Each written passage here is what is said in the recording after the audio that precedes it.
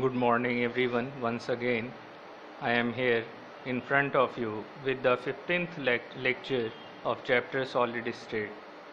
So, today's topic for discussion will be magnetic properties of solid. As we have seen electrical properties of solid, we are proceeding with magnetic properties of solid.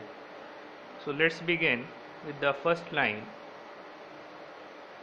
The substances which are weakly repelled by the magnetic field are called diamagnetic substances.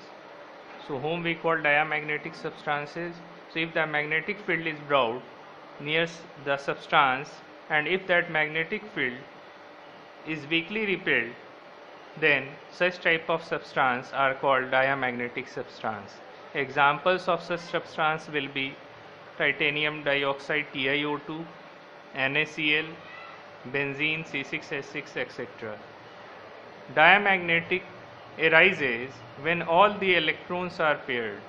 So we have to keep in mind that when the diamagnetic property arises, so in that substance diamagnetic property arises in which all the electrons are paired. The substances which are weakly attracted by magnetic field are called paramagnetic.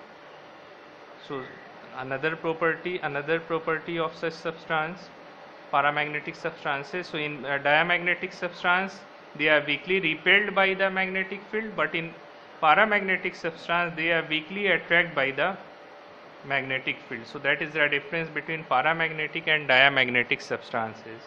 Now paramagnetic substances loses their magnetism in absence of magnetic field. So paramagnetic substances are those substances which loses their magnetic properties, magnetism, if the magnetic field is moved or removed.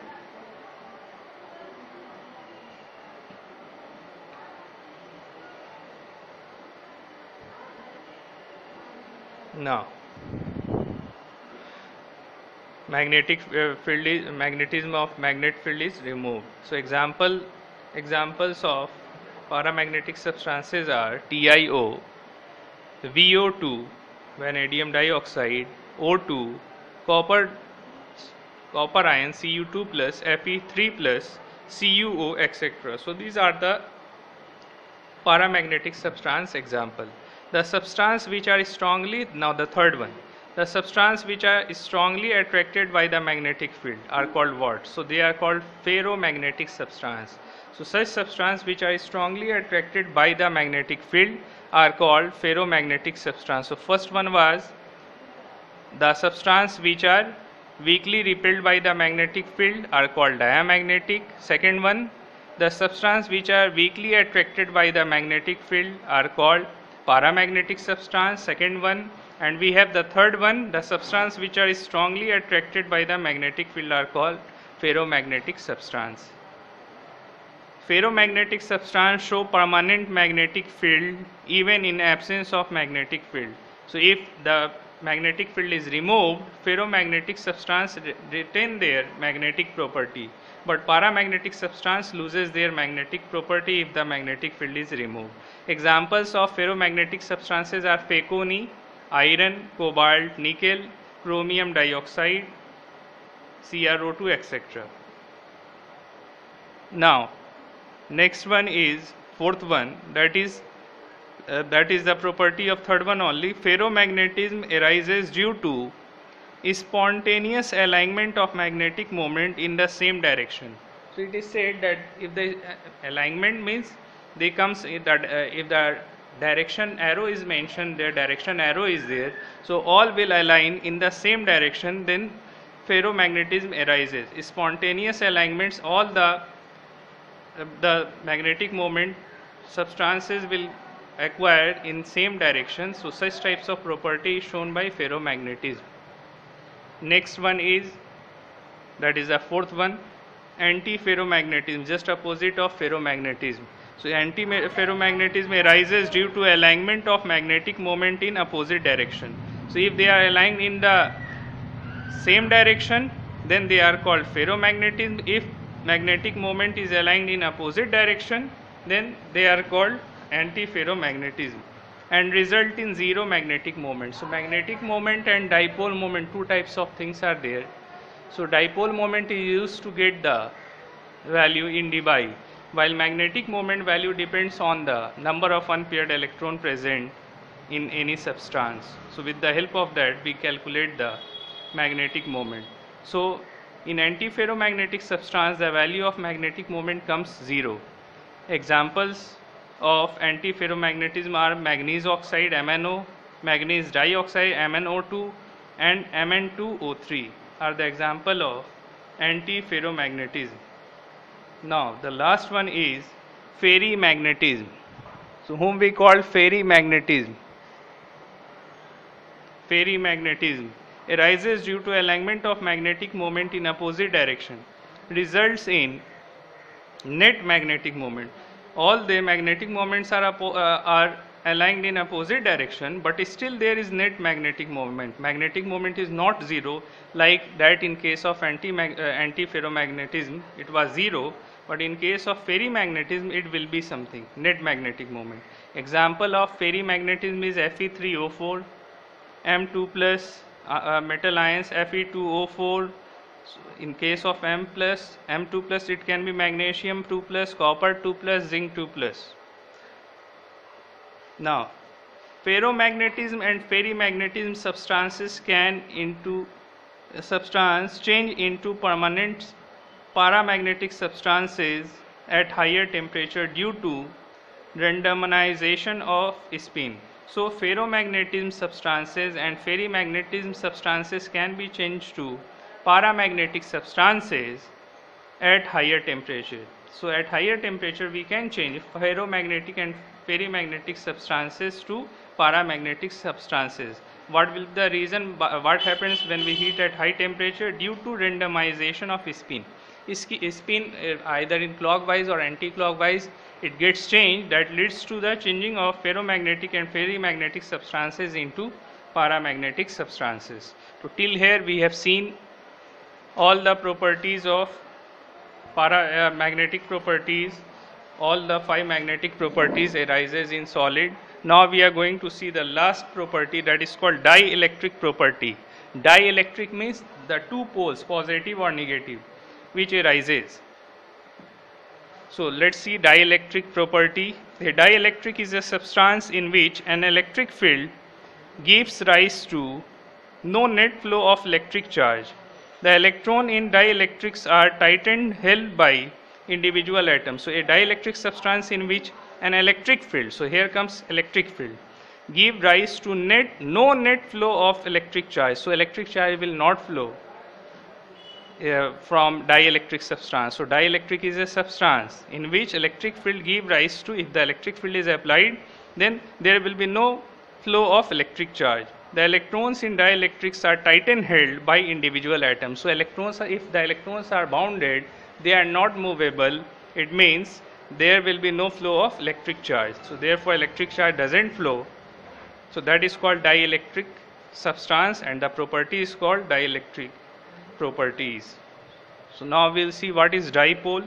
Due to shift in charges, dipoles are created which result in polarization. So due to shift in charge, if positive and negative poles are created, that leads to creation of dipole, which results in polarization. Polarization means delta positive, delta negative like condition. Now first point, the dipole may align in ordered manner such that there is some resultant dipole moment. So if dipole moment aligned in ordered manner, then there will be some resultant dipole moment in the crystal. Second point, it is aligned in such a way that dipole moment cancel each other and resultant dipole moment is zero. It is aligned in such a way that dipole moment cancel each other and resultant dipole moment is zero. But ions are present only.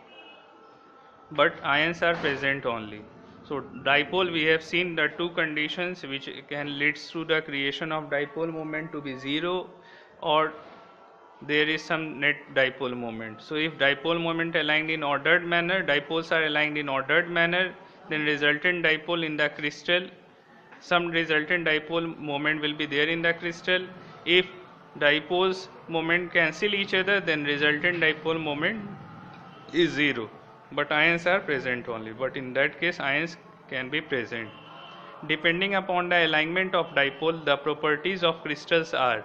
So based on the properties of dipole, which type of dipole is there, are the dipoles are arranged in ordered manner, are they cancelling each other? So based on that, dipoles is classified on the basis of the properties of crystal into four types. So first one is piezoelectricity, second one is ferroelectricity, third one is antiferroelectricity, and fourth one is pyroelectricity. So these all are just the theory which we have to study, nothing else.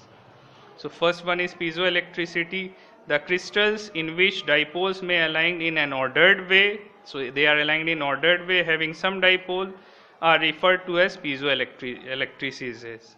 So means having some they are aligned in ordered manner and have some dipole are referred as piezoelectrices, and such crystal exhibit the property called piezoelectricity. So piezoelectricity crystals act as mechanical electrical transducer. So how the piezoelectric crystals act as, solid crystals act as, they act as mechanical electrical transducer, which used to transduce the electrical energy or mechanical energy into another substance. So they are just like the tools which helps in the transferring of electrical current from one part to another part.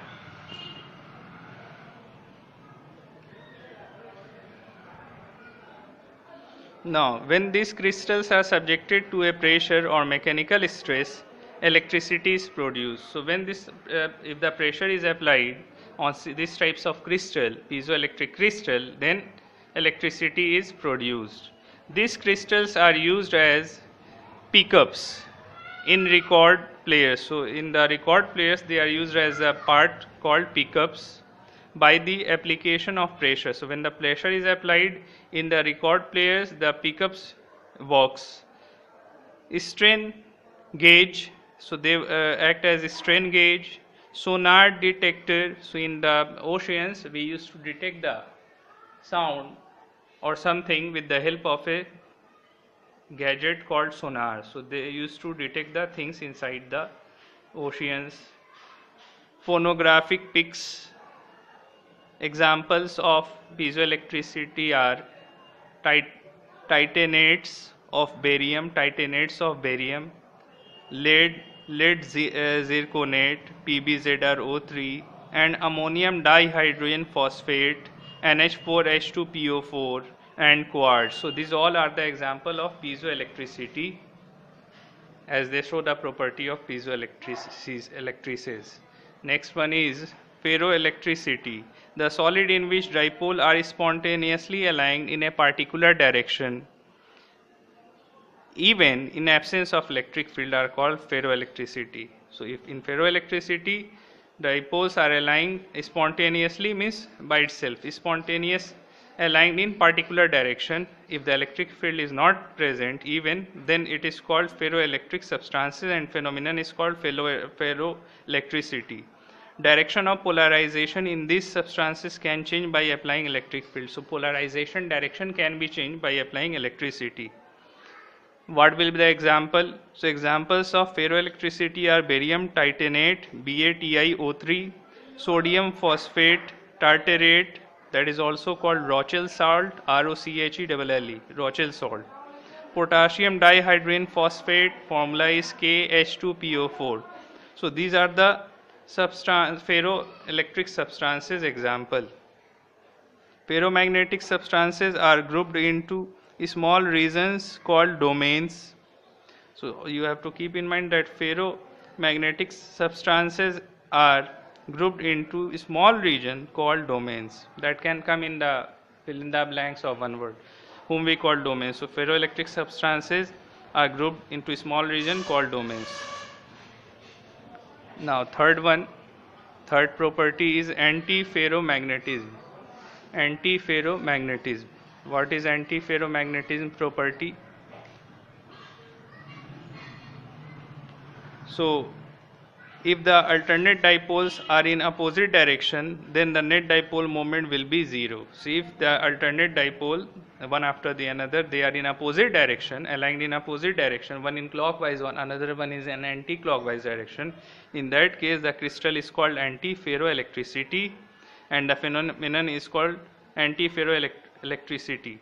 Anti-ferroelectrices, and the phenomenon is called anti-ferroelectricity. Examples are lead zirconate PbZrO3 is typical anti-ferroelectric substance.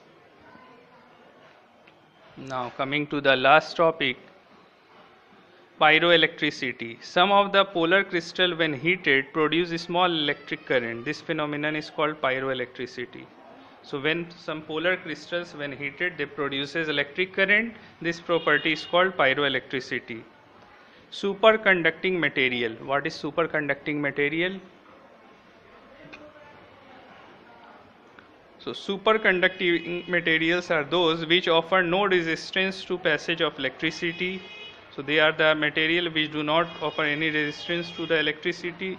Electrical resistance decreases with decrease in temperature. Electrical resistance decreases when the temperature is decreases. They are directly proportional and becomes almost zero near the absolute zero temperature. So at absolute zero temperature, electrical resistance becomes zero.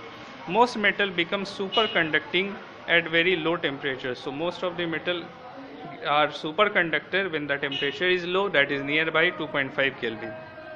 The highest temperature at which superconducting conductivity was known is 23 Kelvin. So highest temperature in which superconductivity was known is 23 Kelvin in alloys of niobium, NiOBium, niobium, Nb3Ge. Some organic compounds becomes superconducting at temperature below 5 Kelvin. So some organic substance can be superconducting below 5 Kelvin temperature.